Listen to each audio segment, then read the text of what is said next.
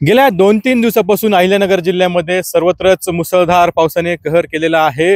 जोरदार पावसामुळे सगळे शेतामध्ये पाणी साचलेलं आहे आणि जे जिल्ह्यातले नद्या ओढे नाले आहे त्याला देखील पूर आलेला आहे। तुडुंब भरून हे सगळे नद्या जे आहेत ते वाहत आहे आणि शेवगाव असेल, पाथर्डी, कर्जत, जामखेड, श्रीगोंदा सगळ्याच या परिसरामध्ये मोठ्या प्रमाणात पाऊस झालेला आहे आणि त्यामुळे मोठं नुकसान जे आहे ते शेतकऱ्यांचं झालेलं आहे। आपण बघतो की मी जामखेड तालुक्यामध्ये आहे आणि ही जामखेड तालुक्यातली सगळी परिस्थिती जी आहे ती बघायला मिळते आहे। सोयाबीनच्या शेतामध्ये हे पाणी जे आहे ते साचलेलं आहे, त्यामुळे संपूर्ण पिकच वाया गेलेलं आहे।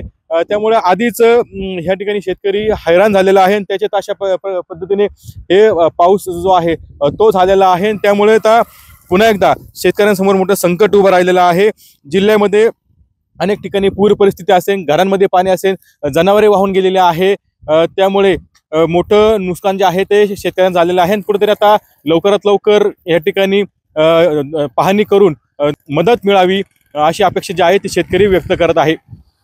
कॅमेरा पर्सन कसं कुणाल जायकर, TV9 मराठी, अहिल्यानगर।